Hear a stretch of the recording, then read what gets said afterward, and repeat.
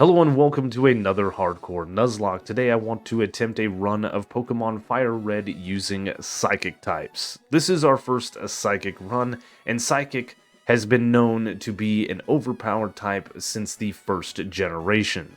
In Generation 1, the special stat was a single stat, not special attack and special defense. Psychic types were weak only to Ghost. There is a trainer in Sabrina's gym that says they're weak to Bug and Ghost, but due to a coding error, they're not actually weak to Bug. As a matter of fact, that trainer's dialogue is changed in Pokemon Yellow to reflect that change. It was known. The only Ghost-type move was Lick, and it is a base 20 damage move. There is Nightshade, but that does damage based on your level. The only Ghost line in the entirety of Generation 1 was the Ghastly line that, of course, is weak to Psychic because of its dual Poison type. Psychic was so overpowered that they changed the special into special attack and special defense in Generation 2, and they introduced two new types, the Dark and Steel type, to curb the overpoweredness that is Psychic.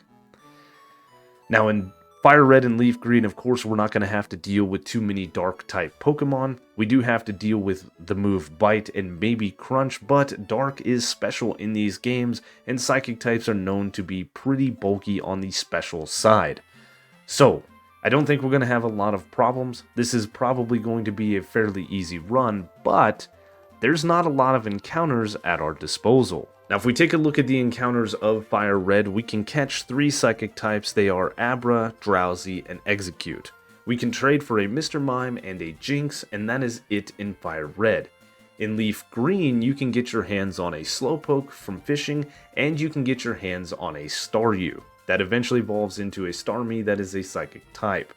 I've decided to change the starters to give myself a Slowpoke in this run. That will give me a total of 6 encounters.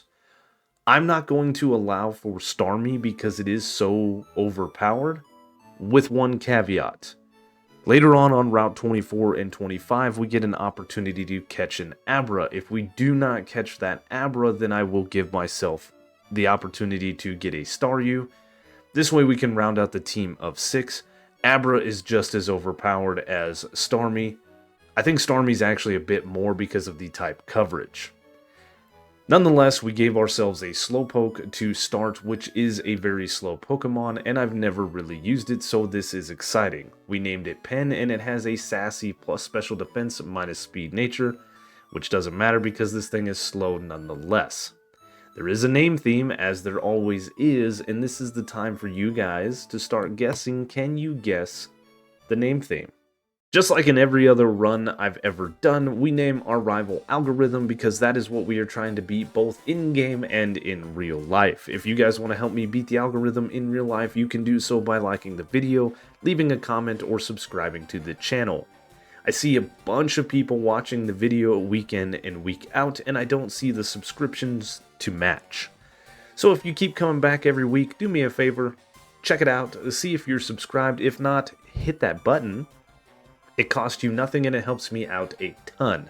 For the one individual that said me fishing for subscriptions is cringe, well, too bad. Skip this part. How else are we supposed to make this channel grow? You make no sense. I do want to thank you guys for the continued support. The ride has been amazing. The channel is doing great, and I want to continue that run, and you guys are making that happen. It gets me out of bed doing these runs every week. I'm so motivated to continue. Thank you guys ever so much. These are the engagements that we do every single video. We have a name theme. We have the algo joke. I don't know. We do these every week, and you guys love it. And I love doing this, and I don't know what else to say. It is so appreciated. You guys have no idea. Thank you guys. The early game grind is very dangerous. Slowpoke is slow, so we can't always run from these wild Pokemon, so we have to pay very close attention to our HP. A couple of times I've had to burn potions just to be on the safe side to get myself to the Pokemon Center. But what I'm doing is not only grinding up levels, I'm grinding attack EVs because Slowpoke has a slightly higher physical attack than it does a special. It's not going to help us for the upcoming battle with Brock, but later on I am going to run a physical Slowbro. I think Slowpoke definitely benefited from the physical special split, but with moves like Curse and Yawn, I think we can do some serious damage. At level 13, we learned the move Water Gun, which is going to help us get through Brock. So once I get to level 13, we're going to quit grinding and head to Brock. I don't want to overlevel, and that is something that I've had to do a bunch of math to make sure that we can get our next encounter and get to Misty without overleveling Pin, because if we don't have another encounter and we overlevel, that's a wipe. Despite what I said about Slowpoke's physical attack versus special, they're not that far off. We do have a base 40 power move in Water Gun, and it is quad super effective against Geodude and Onix. Now, I don't know if the calculations are additive or cumulative. If they're additive, that is a base 100 power move. If it's cumulative, it's base 135. Doesn't really matter because Geodude goes down in a single hit. We are outsped, so it does give each Pokemon a chance to hurt us. Onix just goes for Bind, which doesn't do anything, so Water Gun easily one-shots it. None of these gyms are going to be that difficult, so let's move on. The rival battle in Cerulean City is going to be the most dangerous battle we do in the entire run. We have one single Pokemon that is very slow, and he has a team of 4. We get outsped and hit with a Gust on turn 1, which isn't too bad, and we tag Pidgeotto with a Yawn. Unfortunately, the very next turn, what I did not want to happen happens, and we get hit with a Sand Attack. I start setting up curses. The plan is to set up at least 4 curses. I think we only need 3, but I'm going to be on the safe side, so we get off 1 as Pidgeotto falls asleep, and Pidgeotto stays asleep as we get off 3 more curses. Just as Pidgeotto wakes up, I do swap over to attacking moves. We get hit with a tackle on the wake up that crits down to 43 HP, and our tackle takes Pidgeotto all the way into low yellow health. We get hit with a quick attack for 3 damage, and we miss a tackle. Tackle's not very accurate, and we have a Sand Attack accuracy loss. We get hit with another quick attack and take the Pidgeotto out with a tackle, and this brings out Bulbasaur. Bulbasaur is very, very scary. Turn 1, it goes for Sleep Powder, which misses. That is huge. We win the battle because we can tag it with a Yawn.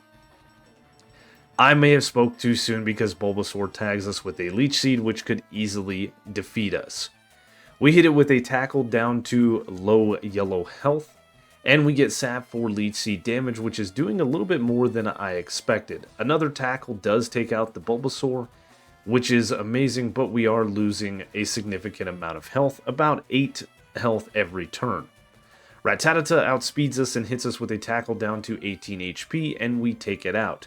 That means as the Abra comes out, we are ticked down to 10 HP. Abra, of course, goes for Teleport. We can take this thing out with a single tackle, and we barely win the battle. On Route 24, we have our first chance of catching an Abra. If we don't get one here, we can head over to Route 25 and try to catch one there. If we don't get one there, we can buy one in the Rocket Game Corner in Celadon. I'd rather just catch one. The only other place that we can get the Abra line is in Cerulean Cave. You can get a Kadabra, but that isn't until post-game. I did talk about getting a Starmie, but I think Starmie's a bit OP. So I'd rather just have the Abra line. We're going to omit the Starmie. I'm making the decision now. Now in my hard gold run with fire types only, I didn't show the Growlithe catch. I got called out for that, so for full transparency, I am trying for an Abra, show you guys the whole kit and caboodle. Look at there, our first Abra. We don't have a Pokemon that can put this thing to sleep, and it will use Teleport, so the only thing that we can do is throw a Pokeball. I did forget to get the hidden Pokeball in Pewter. And... son of a... Bye, Abra. Damn it. Now, if you look at the top, you will see we swapped from Route 24 to 25. We are on a new route. The encounters on this route are the exact same as Route 24, but this is another opportunity to catch an Abra. It's such a pain in the butt Pokemon to get. Now, if we don't get one here, of course, we can buy one in Celadon, but as I said before, I don't want to do that. Pen is at the level cap, I can't gain much more experience, and to the right is the TM for Secret Power, which I would really love to have before we take on Misty. It is double the damage of Tackle at his 70 base power, and it's 100% accurate instead of 35 base power and 95% accurate. Now eventually we will make our way to Vermilion, and we will have an opportunity to catch a Drowsy. I'll show that on camera, but that Pokemon can't flee. However, when we get to Fuchsia City, we can take on an Execute in the Safari Zone, and those Pokemon, I believe, can run away. So for full transparency, we're showing off all of these different battles. I can beat Misty with just this Slowpoke, I think, but I really don't want to. So keep your fingers crossed that we actually catch this Abra. It is a very, very luck-based catch. And there is an Abra. Oh boy. Well, there's nothing else we can do, so we'll just throw a Pokeball at it. In Pokemon Emerald, you actually have a Great Ball by the time you can catch an Abra, which is a much better chance.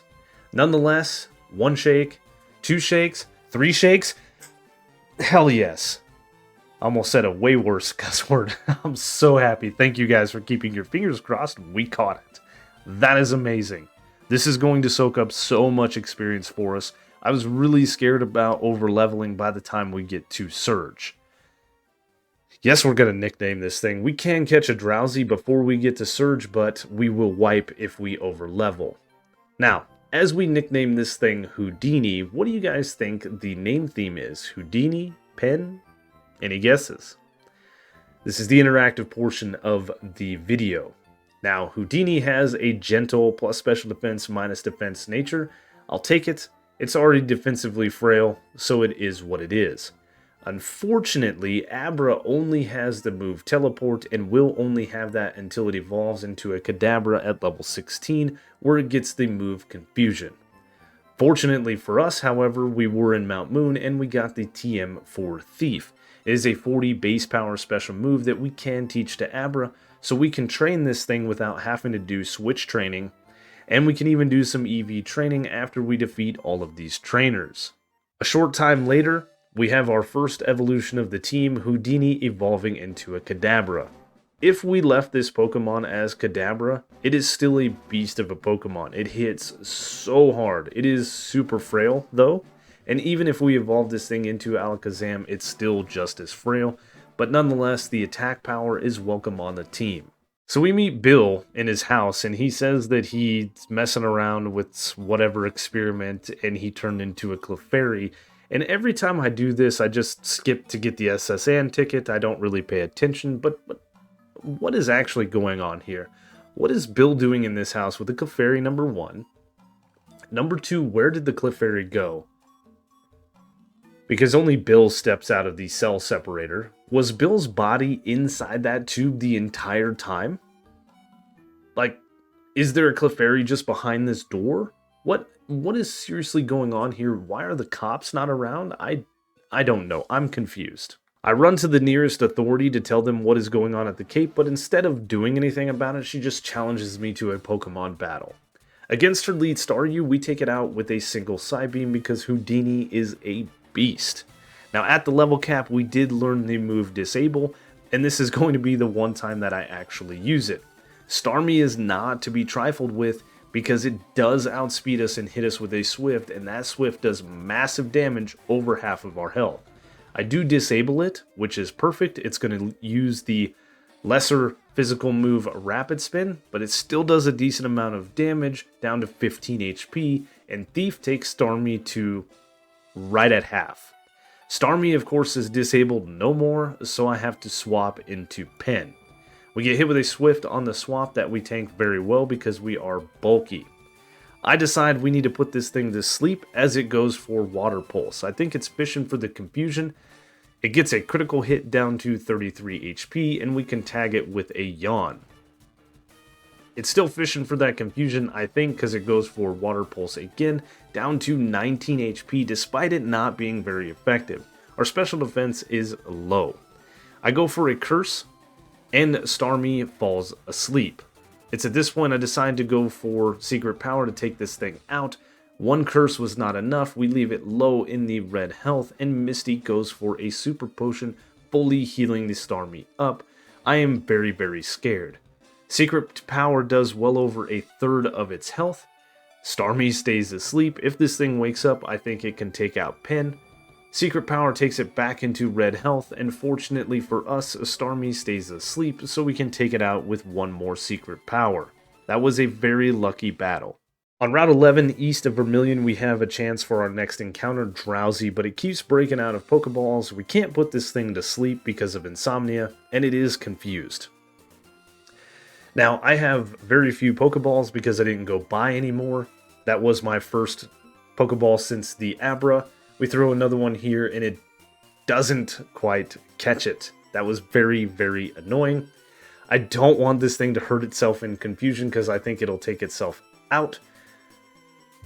Oh, Drowsy has been just a pain to even get this low of health. Come on. Yes! There we go. There we go. I don't know how good Drowsy is. I've never really used it, but it is another encounter, and I only get 6 in this entire run.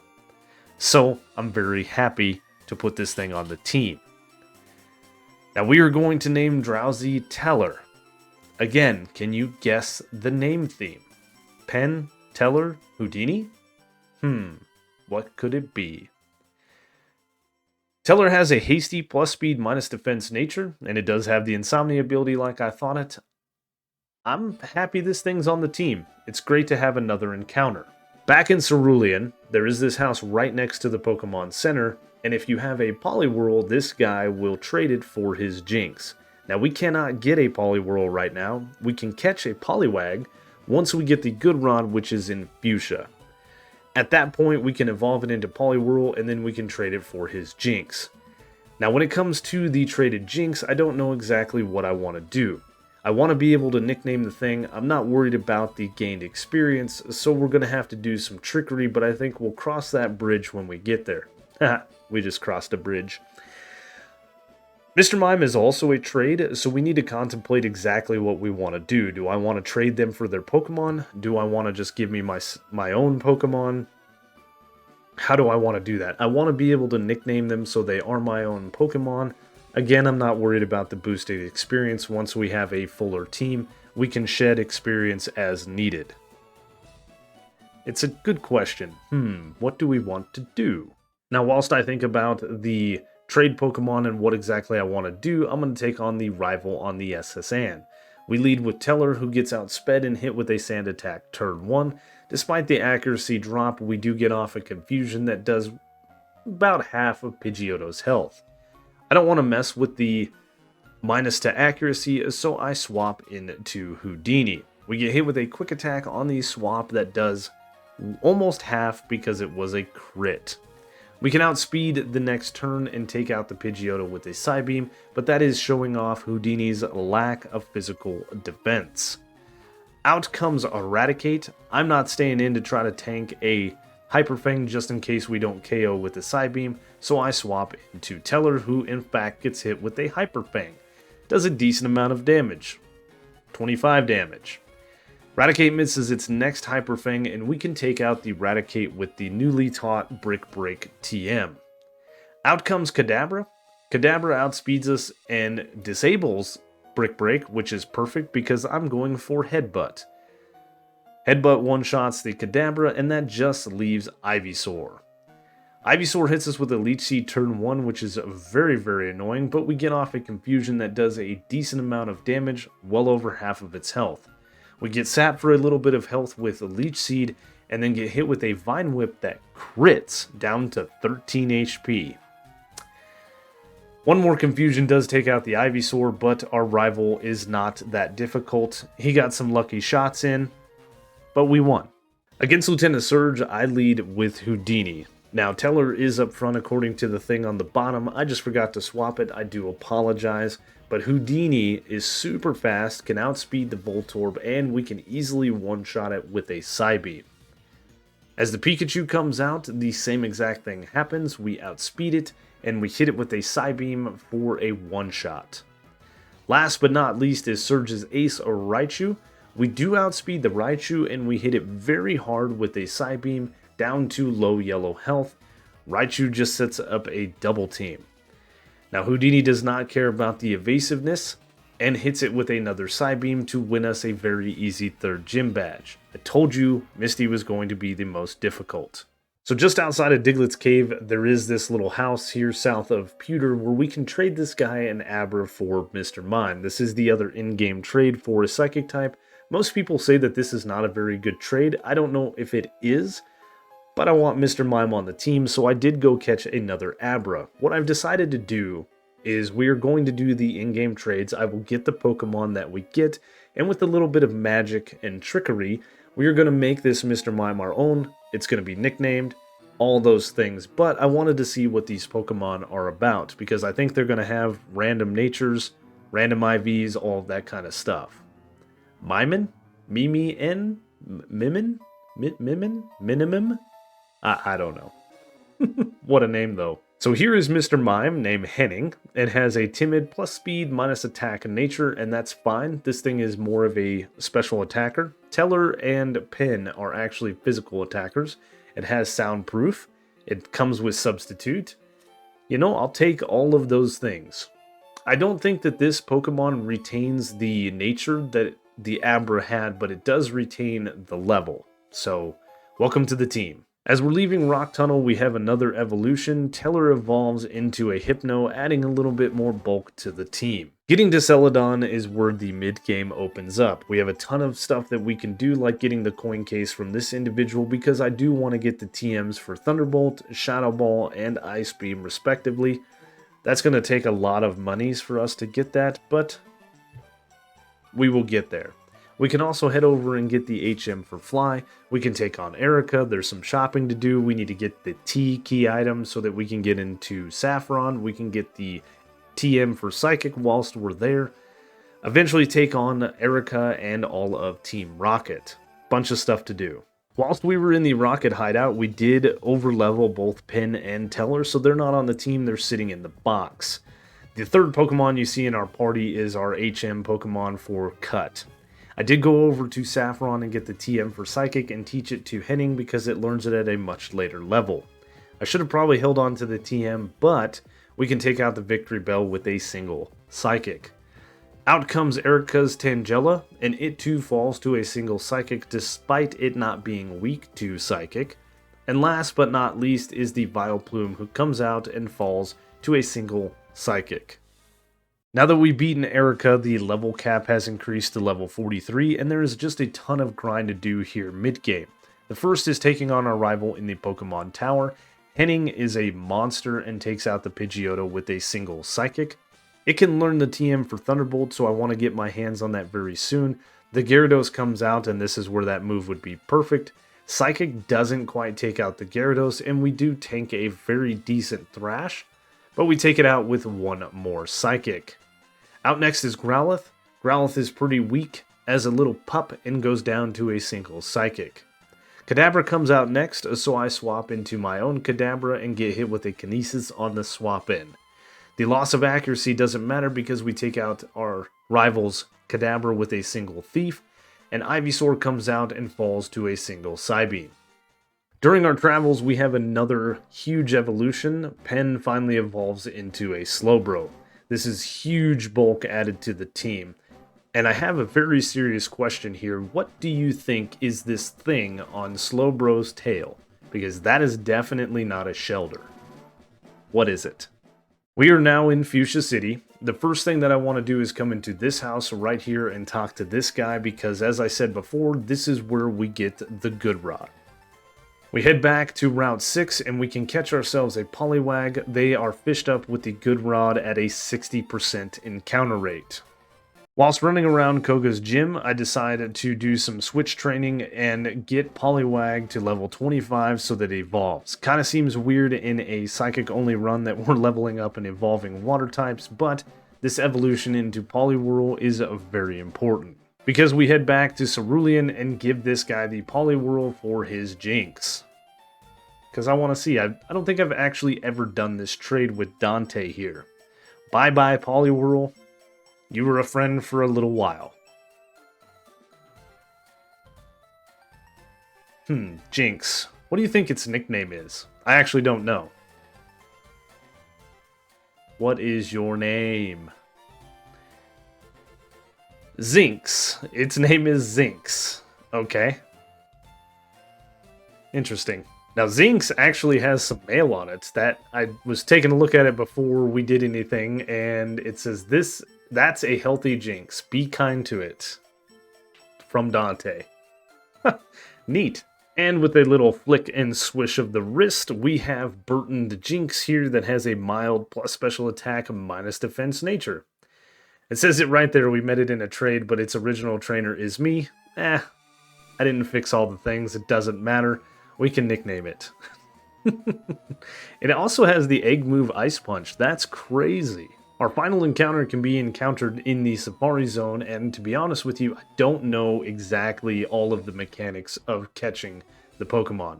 I think the bait decreases its chance of being caught, but increases its chance of not running away, and the rocks do the other thing where it increases its chance of being caught, but it makes them want to run away more. In Generations 1, 2, and 3, you can hit a save state before you throw a Pokeball, a Safari Ball, it doesn't matter. Just hit your save state, and then you can just keep reloading if you don't catch the Pokemon. It's called save scumming, and it works in the first 3 gens. In Gen 4, it's fixed. In Gen 5, it's fixed. Nonetheless, we did catch the Execute without doing quote-unquote cheating. I don't know. So, with our last Pokemon, we are going to name this thing Blaine. We have Blaine, Burton, Penn, Teller, Houdini, Henning. Can you guys guess the name theme? I'm going to announce it at the end of the video. Blaine here has a lonely nature that's plus attack and minus defense. It doesn't matter for us. So next up is Koga. If you guys thought that this gym was going to be easy, well, you are correct. I have a team full of psychic types against his poison types. Coughing falls to a single psychic. Out comes Muck, and it is a little bit more bulky on the special side, so it doesn't fall to a single psychic.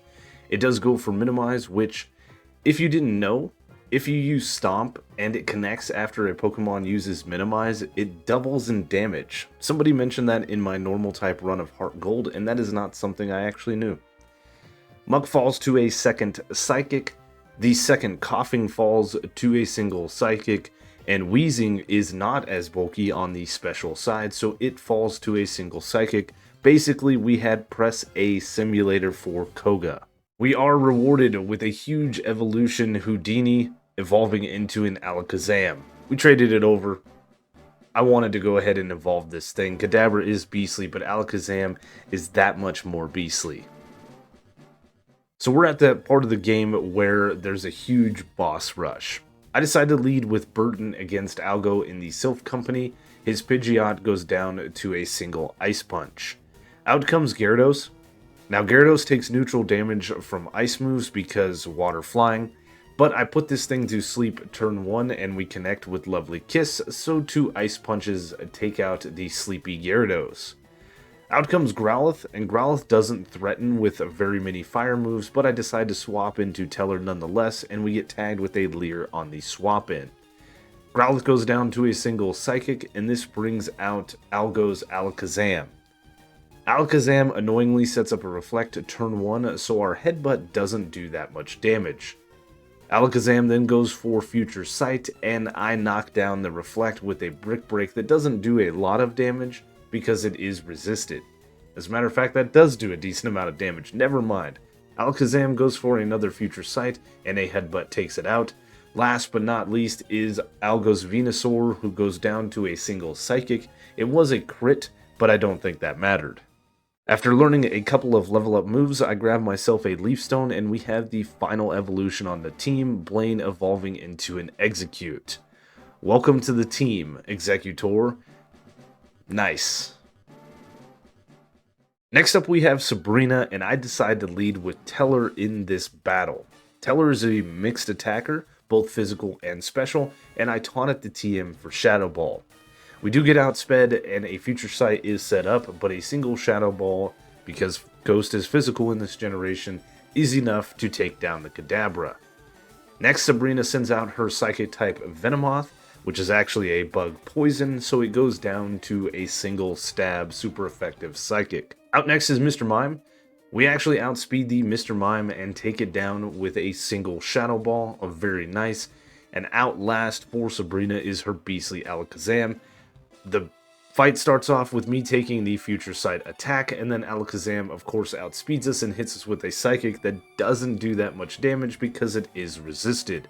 We fire back with a Shadow Ball that cleanly one-shots the Alakazam, winning us a very easy gym badge. Next up for the boss rush is Gym Leader Blaine. I decide to lead with Pen against his fire types because Pen can learn Surf. This thing is a bit more bulky on the physical side, but a stab, super effective move is going to decimate his fire types. We are going to get outsped and hit with a bite, however. We're going to get hit with a move every single turn, but we can one-shot the Growlithe with a single Surf. This brings out Arcanine because it too has the super effective move Bite against us, which it does use and it does do a decent amount of damage, but no matter, a single Surf is enough to take out the very bulky pseudo-legendary Arcanine. Ponyta comes out next and misses a Fire Blast, so this is a free fight where Surf KOs the Ponyta. Last is Blaine's Rapidash, who comes out and hits us with a Fire Blast that is resisted so it doesn't do a lot of damage, and of course a single Surf takes it out. It took out the Arcanine. We win this battle relatively easy. Just to break up the boss rush, as we leave the 7th gym, we're met with Bill, who wants to take us over to the Sevi Islands. We could go over to 1 island, 2 island, and 3 island and do some various different things and battle some trainers and do some level ups. We could go catch some more Pokemon, but there are no more Psychics to be acquired. If you ever want to go to the Sevi Islands after telling Bill no, he is sitting in the Pokemon Center just weirdly as he was in his house at the Cape. Creepy. For the 8th and final gym leader Giovanni, I lead with Blaine, the Grass Psychic type, against his Ground types.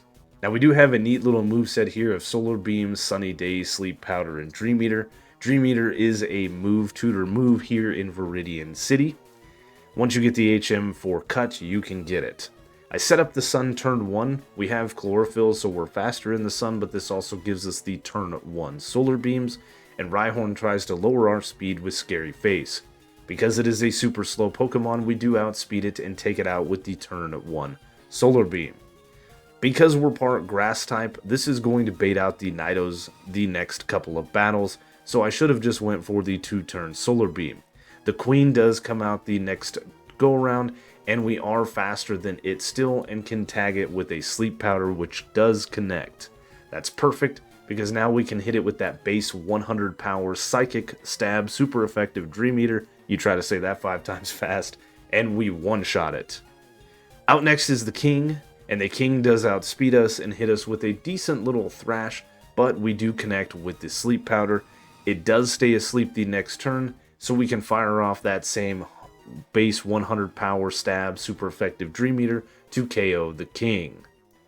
Out next is Dugtrio, and Dugtrio is a very fast Pokemon. The sun does fade, and it does hit us with a very weak Earthquake, so I reset up the sun. It hits us with an even weaker Slash on the next turn, and I can take it out with a single Solar Beam. This just leaves Giovanni's last Rhyhorn, which is super slow and goes down to a single Solar Beam. 8 gym badges in our pockets. In Fuchsia City, next to the Pokemon Center, there is this house right here that houses the Move Deleter. What I want to do is I want to delete Surf off of Pen and teach it the new TM we just got for Earthquake. Water coverage is not necessarily needed in the Elite Four. Bruno has 2 Onix, Lance has an Aerodactyl, and then of course the champion is going to have a Rhydon and an Arcanine, but there are other moves that we can use against those Pokemon, and I think Earthquake is just going to be a better TM. This guy does delete HM moves, which is really nice, which is why I wasn't worried about teaching it Surf.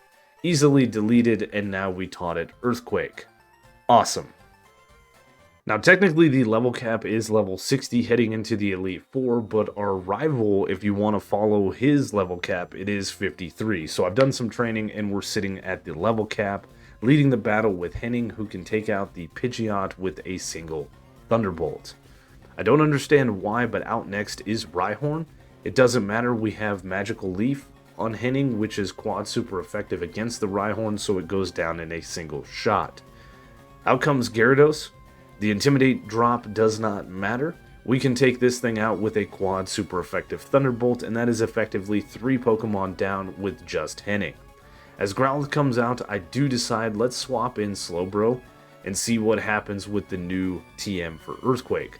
Growlithe goes for Agility on the swap in. Of course, we get outsped the next turn and tank a very weak takedown, and Earthquake is enough to shake this poor puppy to its death. Out next for our rival is Venusaur, and of course we're outsped, and we get hit with a very nasty Razor Leaf for half of our health. Earthquake, unfortunately, isn't super effective because of his poison type. It's neutral because of the grass type, so I need to swap out, and this is a good thing that I swap in Teller, who tanks a Razor Leaf on the swap in and can take out the Venusaur with a Psychic next turn. This puts us in prime position for the Alakazam that comes out last, who just goes for Disable, disabling our Psychic, which I was not going for, and can take this thing out with a single Shadow Ball. Just before entering the victory road here, there is this little squiggle in the ground, and you can find a Citrus Berry. This is one of 2 Citrus Berries in the entirety of FireRed. The other is actually found on Route 6.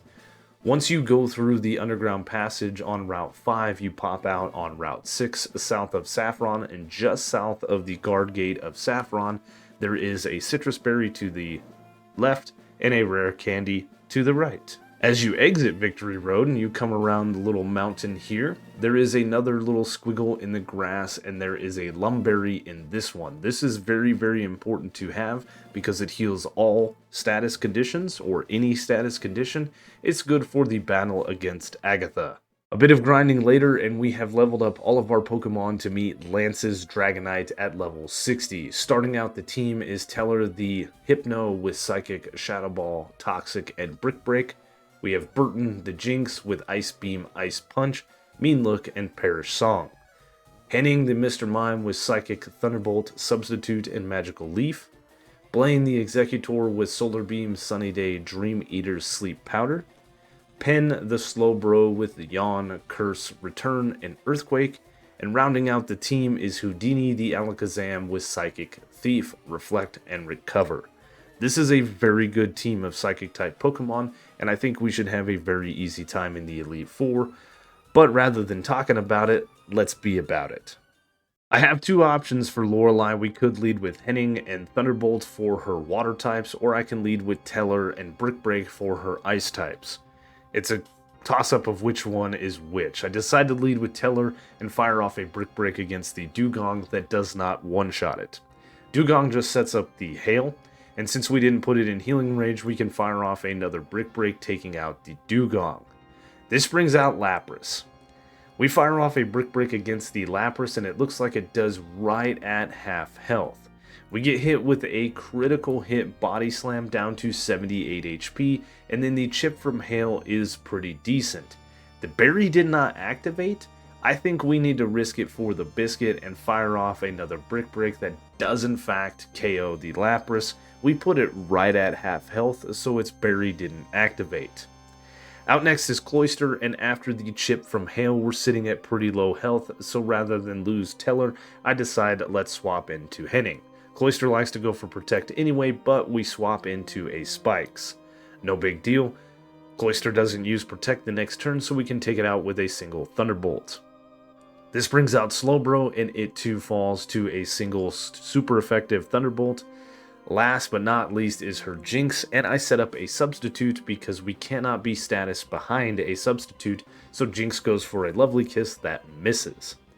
I fire off a Thunderbolt the next turn, and it does just over half health, and Jinx continues to go for Lovely Kiss because substitutes mess with the AI here in Gen 3.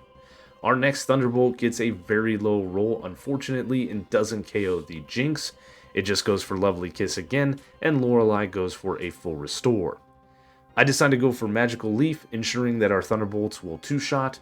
We hit it with another Thunderbolt down to red health, and Jinx goes for Attract, which actually hits us, and I didn't know that that could hit us through a substitute. That is very interesting. Lorelei goes for another full restore. This battle took way too long because of this. We are immobilized by love the very next turn, but then we break through the immobilization and we hit it with another Thunderbolt that does right at half, a little bit less this time. I'm still in love with Jinx and hit it with a magical leaf because love is pain. Jinx is continuing to go for lovely kiss this whole time.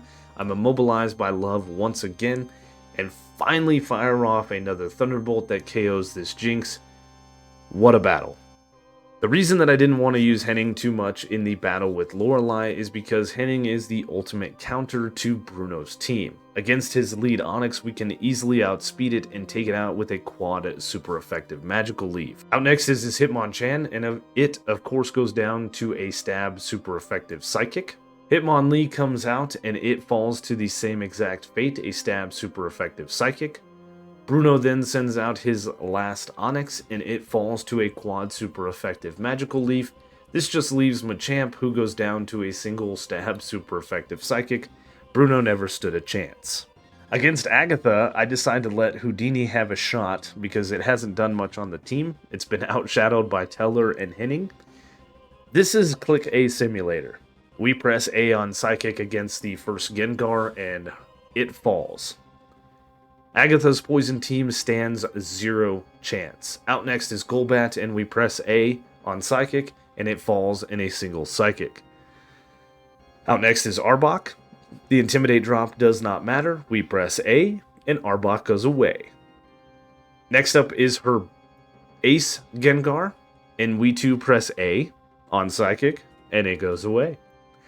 Last is her Haunter, and it of course does not survive a press A, so that is a very easy third Elite Four member down. Against the last Elite Four member Lance and his Dragon types, I lead once again with Henning because it has Thunderbolt. He leads with a Gyarados that is quad weak to Thunderbolt, so it goes down to a single Thunderbolt. Pokemon Law, we've talked about it many times. Because Aerodactyl has the super effective move Bite, it is baited out next. It does outspeed us and hit us with a stab wing attack that does a decent amount of damage, but no matter, a single Thunderbolt is enough to one-shot the Aerodactyl. This brings out Lance's Ace Dragonite, and I'm not really sure what this Pokemon is going to do, so I decide to see what it's going to do by setting up a substitute, and this was a perfect play. I was very proud of what happened here, because Dragonite goes for Hyper Beam. It does break our sub, but now we can swap Burton in for free, and I did not want to swap Burton into anything that this Dragonite could do. Dragonite must recharge on the swap in, and we can take it out with a quad super effective Ice Beam. That is awesome. The first Dragonair comes out and it falls to a single stab super effective Ice Beam, and the last Dragonair of Lance's falls the exact same way. That was an awesome battle. I was very excited of how it all played out. Pretty proud of that one.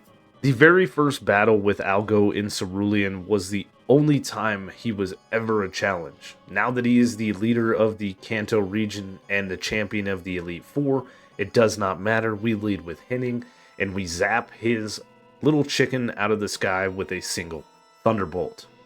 Out comes Gyarados, who gets off an Intimidate that does not matter, and it too falls to a quad super effective Thunderbolt. Pokemon Law. Now surprisingly, the Rhydon doesn't come out next. It's actually the Arcanine. I do stay in and fire off a Psychic, but this thing is a pseudo-legendary, so it tanks it, albeit with less than half health. We take a Flamethrower from it that does almost half of our health, and we can take out the Arcanine with one more Psychic. Out comes Venusaur, and I fire off a super effective Psychic, and it doesn't KO it. It low rolls. It's a range. Venusaur sets up the Sun, heals up with its Citrus Berry, and Algo uses a full restore because he's a cheater McCheaterson, and another Psychic gets a little bit better of a roll this time, and we do one-shot the Venusaur. As Alakazam comes out, I decide we need to swap into Teller. Alakazam just sets up the Reflect. We do get outsped and hit with a Psychic the next turn, but a Brick Break knocks down the Reflect, doing a little bit of chip damage to Alakazam. Alakazam then hits us with another Psychic, and we can take it out with a physical Shadow Ball. This just leaves Rhydon, and I decide rather than losing Teller to an Earthquake, I'll swap in Blaine because it is resisted. We set up the sun, we get hit with Scary Face, and a single Solar Beam is enough to win us the champion battle and win us the run. What a team. You guys were amazing. In Generation 1, Psychic types were overpowered, and here in the Gen 1 remakes, these Psychic types remain amazingly overpowered. I knew Pokemon like Houdini were going to be just beastly. I knew Jinx was a pretty decent Pokemon from our Ice-type run in Emerald. What I didn't know is that Pokemon like Mr. Mime, he's really, really good. Hypno, really, really good. He was great as a mixed attacker. Mr. Mime had some really good type coverage. Executor has some type coverage. Our starter was good. Everybody was good. Surprisingly, we didn't use Alakazam all that much. And if you haven't guessed the name theme, it is Famous Magicians.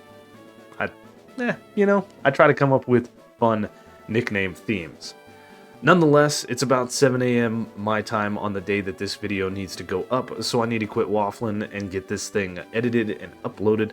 I've got a lot of things going on today, some personal things that are not the best things to do, so I'm trying to stay positive as we finish out the video. Just give your loved ones a hug, give them a call, whatever the case may be. You never know what could happen. Thank you guys for the continued support. I hope you guys enjoyed this video. I truly enjoyed this run. It's been one of my favorites. If you guys enjoyed the video, leave a like, leave a comment, consider subscribing, whether you're new or returning to the channel. Thank you so much for watching, and I will see you on the next one.